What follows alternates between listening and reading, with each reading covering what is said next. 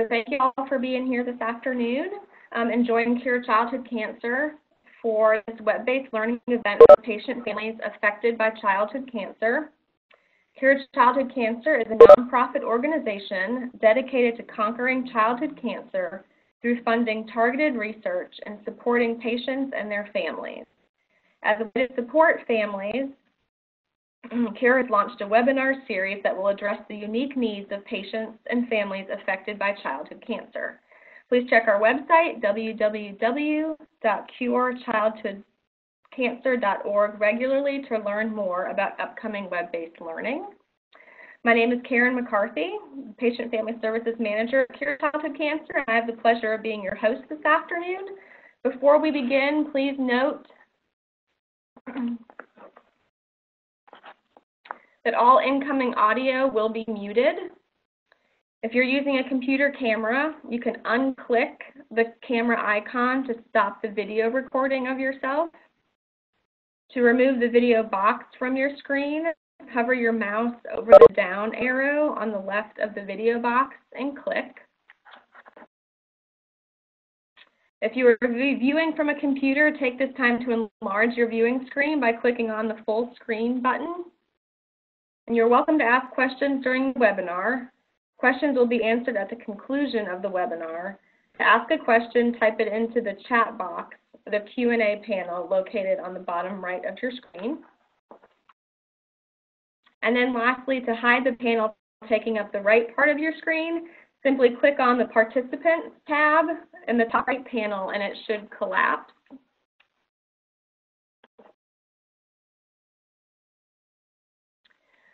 So for this webinar, Cure has partnered with Dr. Effinger.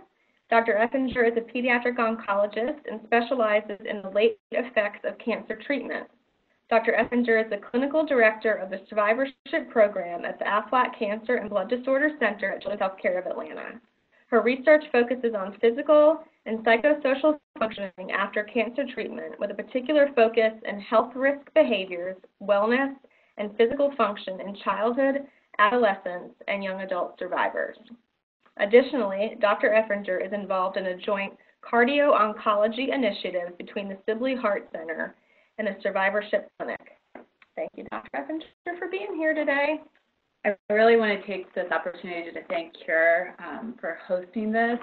And obviously, this is an area of extreme passion for me. So I'm happy, and I want to thank all of you for joining us in person and those of you who are watching later online. And hopefully, we'll be able to address many of the questions that you have, because we know that survivorship, as great as it is to finally finish treatment, is kind of an area of concern and makes people nervous when they're thinking about their treatment being finished and what does this mean for the future. So as you can see, the title of my talk is Cure is Not Enough, and we are going to talk about that and what that means. And hopefully you'll see why I say this in the rest of my presentation. So you can see from the outline what we're going to discuss today. Number one is what is survivor care. Number two, why survivor care is important.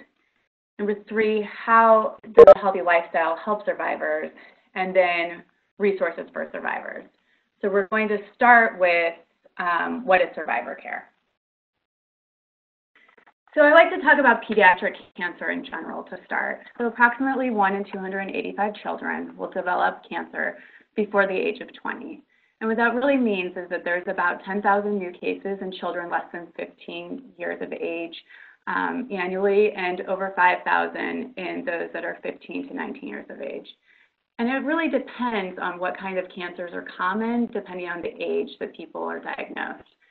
So you can see in children who are less than 15 years of age, about a third of patients are diagnosed with leukemia, about a fifth are diagnosed with brain tumors, 10% have lymphoma, and then neuroblastoma is the most common solid tumor that we see in pediatric oncology.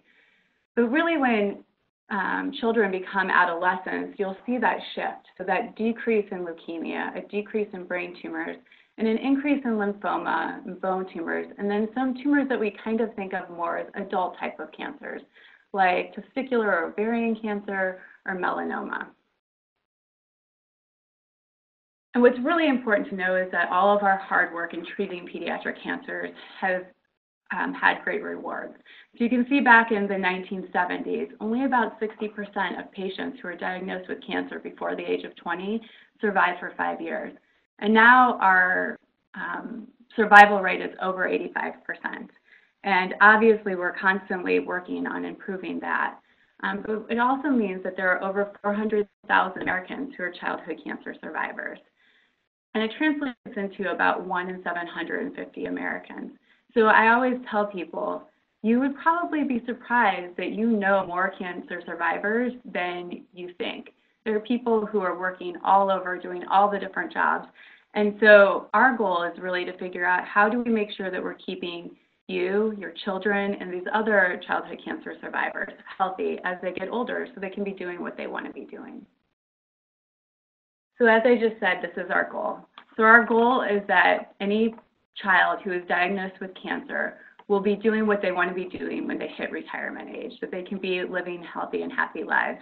Obviously, some of them may have things that they will, new goals that they'll have to overcome, but we really want to see what we can do to make this transition the best that we can. So I like this picture when we think about late effects because it helps us to think what can be affected. So a late effect is something that develops either during treatment or as a result of the cancer itself. And it's something that may be persistent or may develop later as people get older that will impact life in some way. So I show this man or this little boy, because really we know that depending on the type of therapy that people receive for cancer, it can affect all different parts of the body, anything from the hair all the way down to the toes.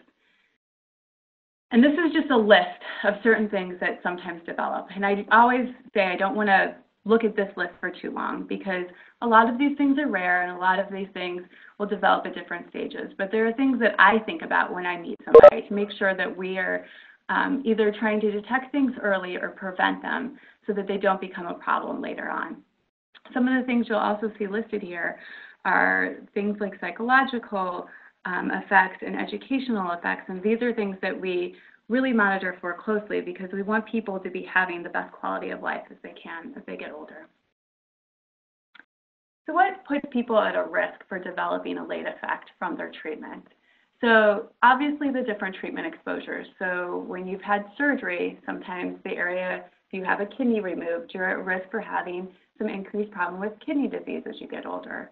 The different chemotherapies, each different chemotherapy has a different profile that I know people hear about initially when you first hear about all the different chemotherapies for the first time. And a lot of these are rare, but these are the things that we think about and monitor for. And the dosing really matters a lot. And as far as radiation is concerned, really the location and how much radiation received can impact what different things we need to monitor for. But it's not just the treatment, it's also the age at exposure. So we know that when people are younger, their bodies are still developing, and so they may be at a little bit of an increased risk. For certain other late effects, if you're older, because your body has developed, there are some different risk profiles. So these are all things we keep in mind. An underlying genetic predisposition. So when I meet people for the first time, I always go through a detailed family history. I think that's really important because if every man in your family develops heart disease by the age of 35 and you're a boy, well, your risk of developing heart disease early is going to be higher. So that's something that we need to talk about a little bit more and make sure we're protecting you against. And then high-risk behaviors. So this is something that I think pediatricians tend to focus on a lot and internal medicine doctors, but oncologists don't look at it as closely.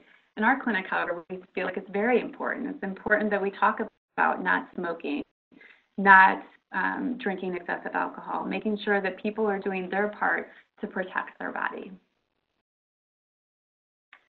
So our goal of survivorship care is really twofold. One is to coordinate interdisciplinary care that we do based on risk. So we focus on surveillance, prevention, and early detection.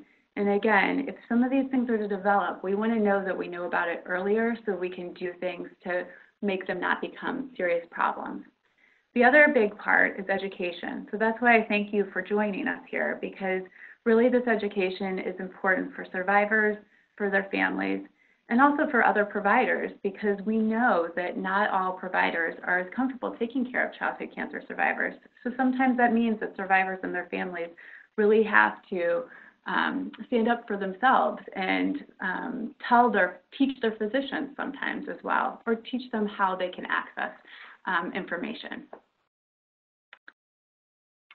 So how do we decide? We talked about surveillance, and how do we decide what surveillance we need?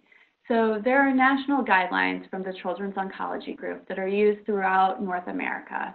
And these guidelines help us to know what different things we need to look at based on exposures. So these are updated every 5 years, and you can see the last one was updated in October 2013. So we are expecting an update this year. And basically, there are different groups from across the country, all interdisciplinary, that review the literature, review all the research, and see what people may be at risk for from their treatment and what we can do to help prevent it or to look for it. So these guidelines are available, and the website is there. I tell people they're about 300 pages. It's really hard to go through, so the find button is the best thing, but this is a good resource to give to physicians that aren't as knowledgeable so that they can also access this as well. So this is just a screenshot of what these surveillance guidelines look like in general. So it has the different therapeutic agents or treatments, in other words, listed. So for this one, I chose were anthracyclines, which are your daunorubicin, doxorubicin, mitoxantrone. Those are the red medicines and blue medicines that you may remember. And what we know is that sometimes this can affect the heart. So it can sometimes affect the heart, causing something called cardiomyopathy. So what puts you at risk? Well, this lists what are the different risk factors. So there are certain treatment factors, medical conditions, and also health behaviors like smoking that we know can affect the heart, and tells us what are some of the most high risk factors. But then it also tells us what we need to do. So what parts of the history do we need to be asking about? When we do a physical exam, what do we need to think about? And what sort of screening do we need to do? And so anybody who comes to my clinic knows that if you've received one of these medications, we talk about getting an echocardiogram that monitors the heart. And what we're looking for on that is any small changes that may become a problem earlier, because we can do something about it. And it also gives links. It gives information about different links that you can go to. So these health links that you'll see listed, and I'm going to show you what one of those looks like in a little bit. Those are really developed for patients and their families to understand what the risks involved are and what you can do to help monitor for these things and also prevent them. It also gives information about counseling and other further considerations for testing. So why is survivor care important? So we know that the screening is very important. So this is a couple graphs from a study that was done at St. Jude. And in the study, there were about 1,900 survivors who were adults, who were treated as children. And what they did is they brought all of these survivors back to their clinic, and they did the testing that we just saw, was recommended, based on their treatment. And now these patients were treated in an earlier time, so they received different treatments than what our patients today receive. But there was a group of them that were at risk for developing cardiomyopathy or some problems with their heart. And what you can see along the bottom is the age of the patients, and along the side it gives the percent of people who developed this problem with their heart. With the dotted line, it shows the patients that knew that they had problems with their heart when they came in. And in the dark line, you can see all the patients that actually had that. And so the difference between those lines are the people that were picked up because they had screening done. And as they got older, you can see that that difference is a lot bigger. And the same thing you can see over at the breast cancer. And so all of those are the patients that knew that they had this because they were screened. And that's why that screening is so important. Because we know if we find it early, we can treat it, and it's a lot easier to treat. Survivor care is also important because I alluded to this earlier. Not all providers, and especially adult providers, are comfortable treating childhood cancer survivors. So there were some studies that were done in the last couple of years that showed us that asked primary care providers how comfortable comfortable they were about their knowledge of childhood cancer survivorship. And you'll see that 74% of providers lack the knowledge or said that they didn't feel like they were trained well in cancer survivorship. What that also meant was that about a quarter of providers said that they were very comfortable. And so I know that sounds kind of scary. Oh my gosh, am I going to see a doctor that's not comfortable taking care of me? Well, the important thing is we want to give you the knowledge and your providers this knowledge so that they do feel more comfortable, or you can say, these are some resources you can go to, because it's very easy to follow these guidelines. They just need to know where to find them. And again, that's why it's important is that these providers got certain scenarios, and only 9 to 15% really knew the screening recommendations and knew it up front. So again, we'll tell you a little bit about what we do for our survivors, but it's important to have an outline of what you need for screening because the providers themselves may not know. Another important aspect of that education is the survivors themselves. And so some of you watching this will be parents of young children, and some of you will be young children or adolescents or parents of young adults. And what we know is that, especially patients who are treated young, not all of them actually know what kind of cancer they had. So in this study, you can see 28% didn't know what their diagnosis was. And that's kind of the general diagnosis. If we actually drill down to the specifics, even fewer knew their diagnosis. And that's important. And so that's something that I started to do in clinic is really quiz our survivors so that they can answer these questions, because at some point, even if it's when they're 30 or 40, their parents won't be coming with them to their appointments. And so they're going to need to be able to answer the questions on their own and feel comfortable with that. 94% of these survivors knew they had chemotherapy, but that also means that 6% did not. And a lot of them didn't know some of the risks for their chemotherapy. So if they went to a new doctor and they said, yeah, I got chemotherapy, but I can't tell you anything more than that, their provider is going to have a lot of questions.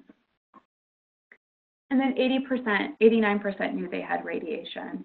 And only 70% of those knew where the site was. So to tell a doctor who's never met you before, I had radiation, but I don't know where, makes it really challenging for that new doctor to understand what they need to do as far as treatment is concerned. So what we do at our clinic is we put together something called a survivor healthcare plan. And this may be different at other clinics. Most of them will have some sort of treatment summary, and everybody has a different name, but we like the word SHIP. It makes it easy. And this is the little screenshot of a part of it. So what it is a medical summary. So it lists out the diagnosis, some information about the diagnosis, the treatment overview. I always call that protocol box the blah, blah, blah box, because that's very helpful for oncologists, but probably not the rest of the world. But then it also lists out all of the different chemotherapy agents and also the radiation doses and locations. And then the next sheets really go through the late effects risk profile. Based on this treatment, what are the different risks that the patient has, and what are the screening recommendations? And so this is really a guideline that then survivors can take to any new physician that they meet that can help them and help the providers also feel more comfortable. So what are different important pieces of survivor care? You know, most people would be surprised to see, but my number one thing is really having a good relationship with a primary care doctor. And I think as children go through cancer treatment, often they're not seeing their pediatricians anymore, and we really assume the role of that as pediatric oncologists.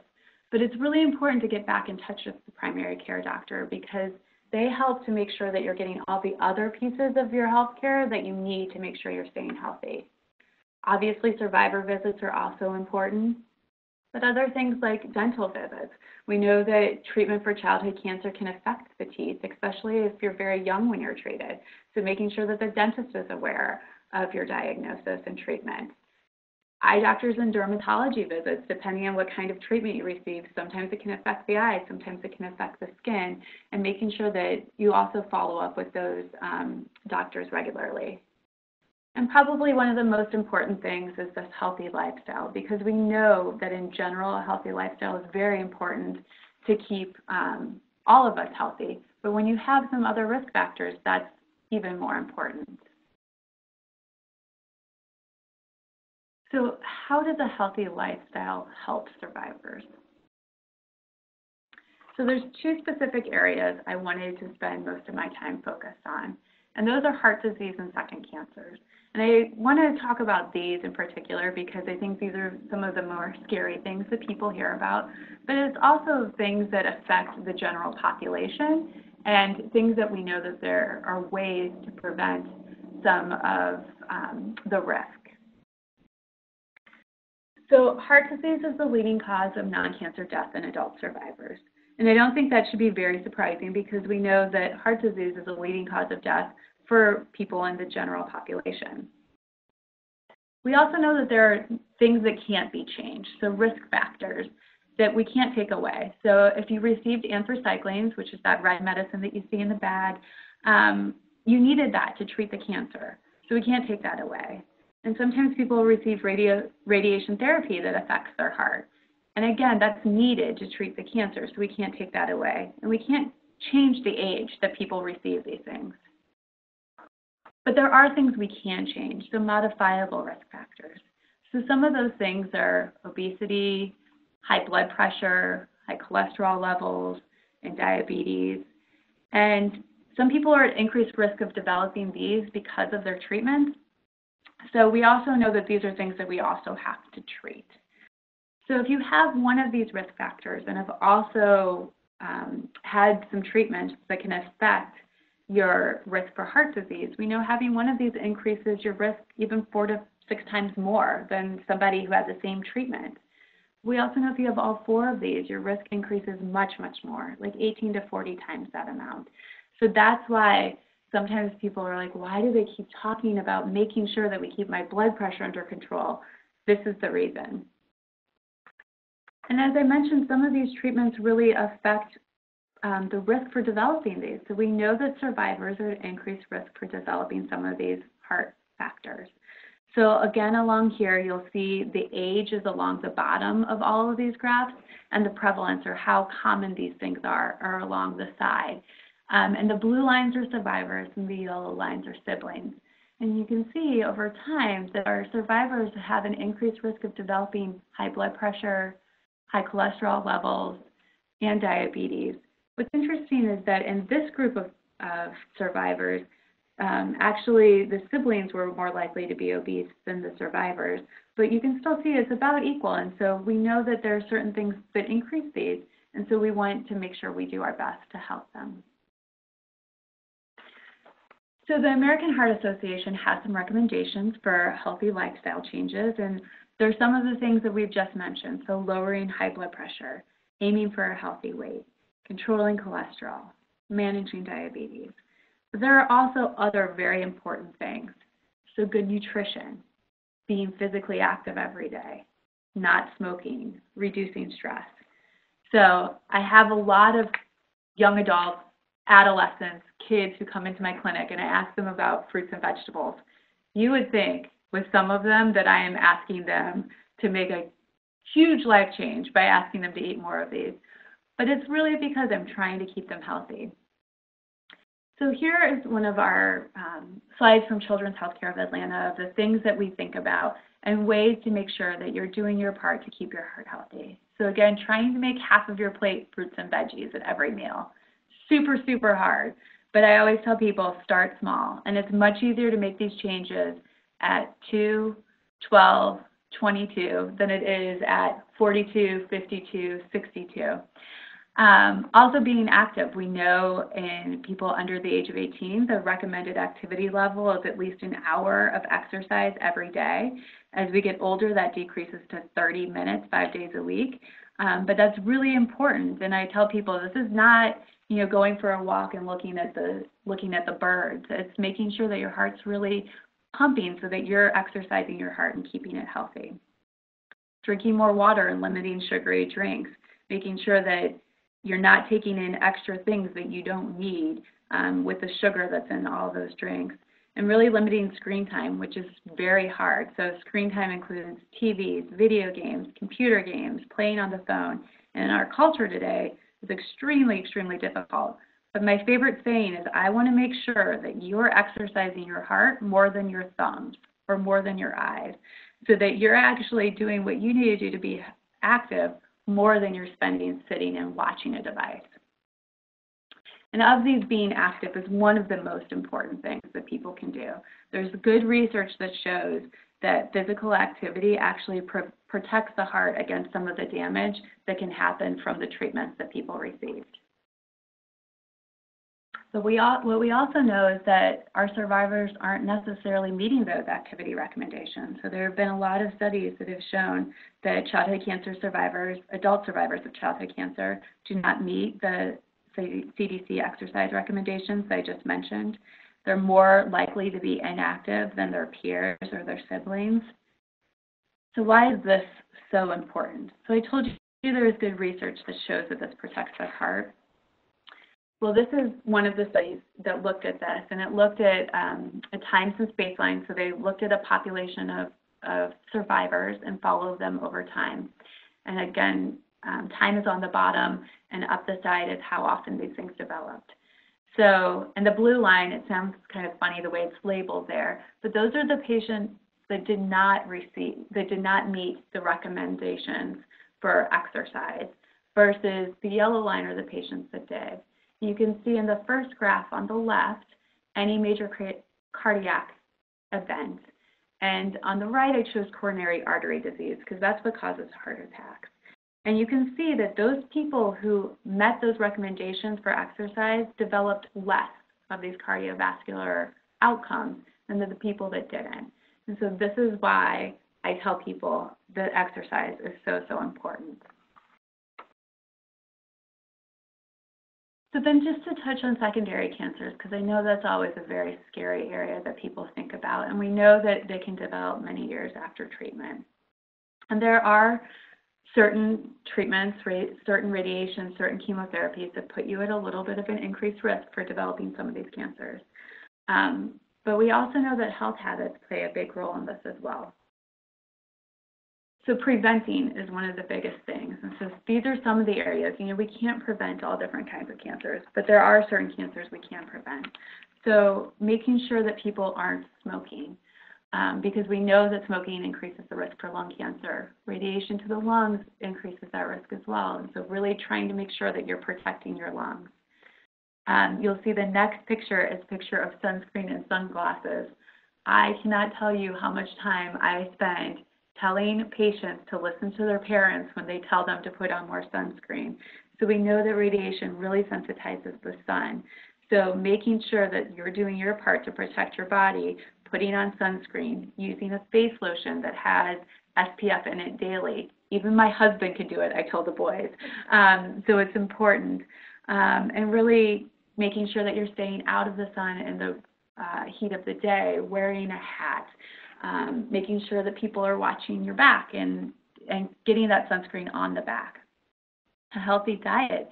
We know that eating more fruits and vegetables and staying away from some of the additives that are in food can sometimes prevent certain different types of colon cancers. And another big thing is vaccination. So there's always some concern about certain vaccines that we see in the literature, but we know that HPV and hepatitis B are viruses that can sometimes lead to cancer, and we do have vaccinations against those. So making sure that you're protecting ourselves in any way we can is important.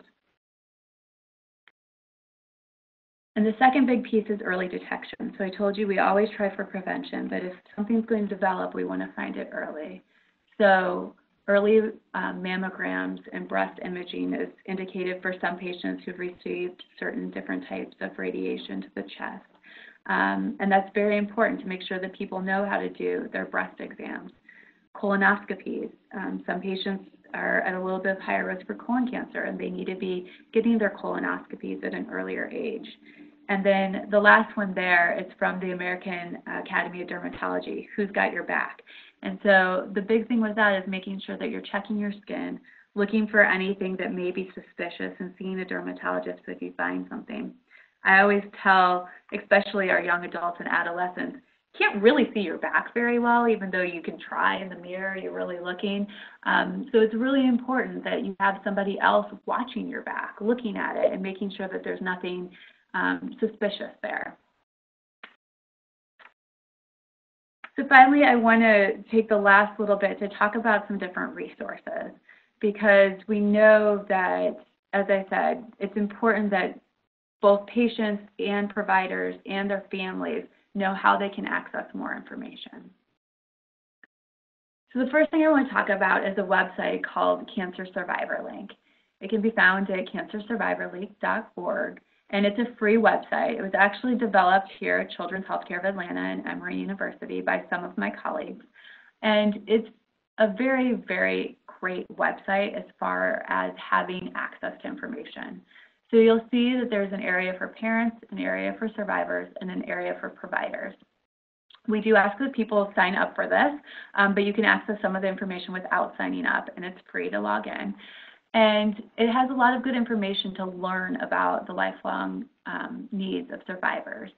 It's going to be revamped soon. There's some new videos coming, but it's got a lot of great information there. But the other thing that there is available with this is an ability to store personal health care documents. So we tell people that they can put their survivor health care plan up on here, and if we see them in our clinic, they can give us permission to load it up for them. And this is completely HIPAA compliant, so the personal information is stored safely and securely. And what's great is then if you lose that piece of paper, if you're anything like me, it gets put in a pile and you can't find that pile, you have access to it anywhere you can access the web, and you can have access then to all of your information about the treatments that you received. The other thing is you can put other documents on there as well. And then there's an ability to share. So if you're a provider, a primary care provider, or a specialist that you see signs up for this, you can actually pick what you want to share with them. So you can directly share your survivor healthcare plan with your provider at that point. And this is kind of the way I think about it. So it's a way to intersect and to help communication between the survivors, the oncology team, the cancer survivor team, and also the primary care provider. And as you move through life, obviously things change. So maybe you need to start seeing a cardiologist or an endocrinologist. They can also get their information here. Or maybe you move and you need to get a new primary care provider, or your insurance changes. This is one area where you can store all of these records. And then as you move into adulthood, an adult primary care provider, an OBGYN, certain people need to make sure that those providers know their risk and their history. So this is a great resource for that. It's also a place that we store these health links that you can also receive from that website that I told you about earlier. And those health links that I talked about earlier are these little snapshots about different late effects. And so this one is the one for the heart. So it talks a little bit about how the heart works, what types of cancer treatment can affect the heart, and then what type of prevention things we can do and what kind of surveillance things are needed. So for those of you in the Atlanta area, another good resource is something called Beyond the Cure. And this is something that our AFLAC survivor team puts on. It is a half-day conference that's held up at our Scottish Rite campus, and it's usually the last Saturday in February, though that date might change because it seems to be overlapping with spring break. And every year there's a different topic that really relates to survivorship, and it's a great place to come and ask questions. So for those of you who are local, I'm going to tell you a little bit about our survivor program, but I'm telling you this for everybody too because most people will have some sort of survivor resources at the institution that they're being treated at, whether it be their primary oncologist continuing to follow them but shifting the focus a little bit more onto survivor care, or a dedicated team. So our program here at Children's Healthcare of Atlanta started in 2001, and we have clinics 2 days a week. The first visit tends to be when patients are about 2 to 2.5 years off of therapy. So for some patients who've received a bone marrow transplant or are about to age out of the system, sometimes we see them a little bit earlier. Here in Georgia, we can see patients until about the age of 20. So if you were treated at an older age, we can see you at an older age. But then we'll transition you. Here we have a young adult clinic over at the Winship Cancer Institute over at Emory, but also some people get transitioned back to their primary care providers as long as they have that outline that we were talking about earlier. We do see older survivors for a one-time visit. Again, these are sometimes patients who were treated at an older age, or sometimes they're patients who were treated very young but kind of were lost to follow-up care and need to come back to see us.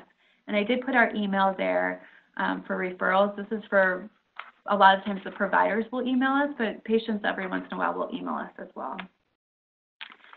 We have a very big survivor program, so this is just a picture, kind of a part of our team. So we have oncologists, we have endocrinologists, nurse practitioners, nurses, and psychologists, as well as social workers, registrars, a research team. So our team is very big. Most places across the country do not have something quite this extensive, but you don't need a lot of people as long as you have somebody who knows the things to look for. So I just want to conclude with a couple take-home points. One, we know that childhood cancer survivors are at an increased risk for developing some chronic health conditions. So survivor care is really important as a means of both education and surveillance and prevention, so to make sure that we're doing our part to keep people healthy. We know a healthy lifestyle can really help change the risk for late effects, and it's very important. And I'm going to go back to that quote that I started with, that cure is not enough. This was actually a quote by a very famous oncologist in a very prominent paper that was published in 1975. So you can tell that this is something, well, we didn't know as much as we know now back in the 70s, how important this is for all of our patients. So with that, I will conclude. Well, thank you so much, Dr. Effinger, for helping us better understand kind of survivorship care and what to look for follow-up. As participants, you will now have the opportunity to ask Dr. Effinger questions, and the way that you're going to do that is that questions can be asked by typing your question to the chat box located under the Participant tab. You'll see that there's an option to send to everyone, or you can send privately just to us as the hosts. So we're going to pause for a few minutes to see if anyone types in some questions, and then we will answer those as they come.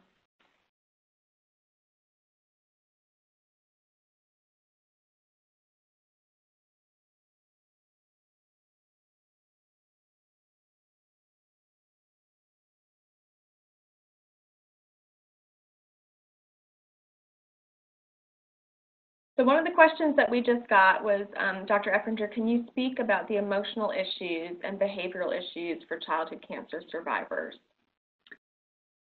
Yeah, so that's a big area and something that I feel like is very important. So a lot of times it will depend a little bit on the age that somebody is diagnosed with cancer, but we know that a diagnosis of cancer is such a huge impact both for children and their families. So it's important to make sure that we know that that's something that we need to watch for and how to assess it. So in our clinic, we're lucky enough to have psychologists who are attuned to this. But it's also important that if you don't have a psychologist at the center that you're at, to be comfortable seeking help with this, because a lot of times children will need some extra support. The treatment itself during that time, but also afterwards. So getting readjusted to being back in school, making sure that they're getting the support that they need coming back to visits, which can be very scary. And really trying to address in young children behavior at an early age, because we know that during treatment it's very hard and sometimes there can be emotional outbursts. But we also know that if we don't do a good job of kind of addressing that at that time, some of those behaviors that they develop during treatment will kind of roll over afterwards into survivorship. And so it's hard, especially in families with multiple children, to balance that out. But making sure that knowing that there's a lot of resources to help address that is probably the most important piece. And another question was from a participant who lives outside of Georgia and doesn't have access to survivorship programs. So can you speak to any suggestions on how to get comprehensive follow-up for a child that maybe not have access to something here in Atlanta? Yeah, so I think it's really important. Survivorship Care, though we have a dedicated program, there are a lot of different ways that we think about survivorship care. So the probably most important thing is making sure that from the treating oncologist, you get something equivalent to a survivor healthcare plan. So basically an outline of the different treatments received. And if possible, in that same document to have an outline of the different screening protocols that should be followed for a primary care physician. But even if you just have that treatment protocol, if you give the primary care physician the website that I showed you, they should be able to look through it. It takes some time, but to kind of come up with a list of the different things to monitor for. And then the oncologists themselves should be able to look through it and make sure that that is appropriate. You guys have some great questions. Another one just popped in of, from your perspective, Dr. Effinger, do you think children need to see a therapist after treatment? So I think that's a great question. I am a person that thinks all of us could really use a therapist because in general, life can be challenging, but I don't necessarily know that every child needs it. So when people come to our clinic, we do have our psychologists touch base with every family, mostly to see if there are some emotional areas that need to be addressed and to see if there's any school things that need to be addressed. So our psychologists kind of help us to uncover any educational concerns that families may have and how we can help with that. So I don't necessarily know that every child needs it, but I do think that for some, it can be helpful to have a safe place to talk about things. You know, I don't know how many people on the call are parents, but I know even as a child, I wanted to kind of protect my parents a little bit, and I think that our patients really feel the same way. So sometimes some families, there's a lot of open communication, but other times children try to protect their parents a little bit. So for having to have them have a place where they feel open to talk to people can be quite helpful. And then another question would be, with all of the possible late effects, I'm afraid to have my child participate in the survivorship follow-up exam.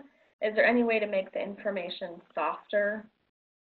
Yeah, so when I meet people for the first time, I always tell them that the information that they get, it can seem fairly scary. I've had some families tell me that kind of their first visit to the survivor clinic was almost as scary for them and as hard for them as when they first got diagnosed. And the reason for that is you've already beaten this, you've gone up this huge path and you've gone through so much, and then you're on the other side and you're feeling so good, and then people talk to you about their risks, and they talk to you about things that you haven't heard about since the very beginning of treatment, and it can be really, really scary.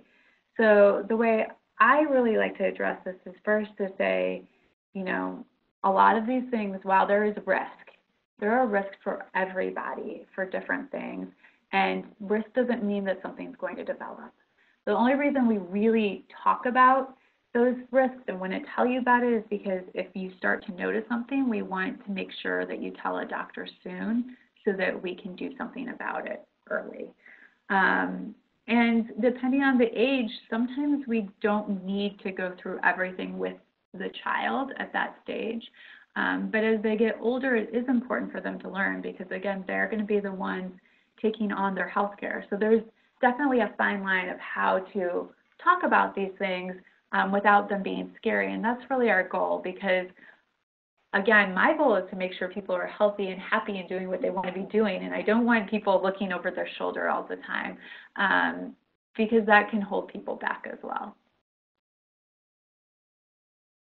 And then lastly, the last question of the morning or the afternoon will be, how often should my teenager see an oncologist for follow-up? So how often should you guys be in the survivor? Yeah, so that's a really good question. In general, there's a lot of different models for survivor care. So I told you a little bit about the survivor program at the Aflac Cancer Blood Disorder Center. And the one I talked about was primarily for non-brain tumors. And I do know that some people joining may have a child or be a survivor of brain tumors. So in our clinic in particular, we actually have a separate survivor program for brain tumor patients that's run through the brain tumor clinic. and also in conjunction with the survivor team. So some members of our team take part in that clinic as well. So it depends a little bit on the treatment that people receive, how often they need to continue to get survivor care. So some people will come to see us every year, and they'll continue to see us every year. For some patients, they come every 2 years. Some patients that have things that need to be addressed a little bit more, we'll have them come back in 6 months. It's also possible to see the survivor team while you're still seeing the oncologist. So again, we usually start seeing patients around 2 to 2.5 years when people have finished treatment. So if you're still getting scans from your oncologist, what sometimes we'll do is we'll coordinate the scans with one of our visits and then send you back to see your oncologist, and then you'll come to see us. So that's some of the different ways that we do it here. As I said, a lot of places are different, but some sort of survivor care, even with a primary care physician, is needed every year. Those are all great questions from our live participants. And so this will conclude our webinar on life after cancer treatment and childhood cancer survivorship. This webinar is being recorded, and it will be housed on the CURE website at www.curechildhoodcancer.org for future reference. And at CURE, we look forward to continuing to support you and your family during your childhood cancer journey. Thanks, and have a great afternoon.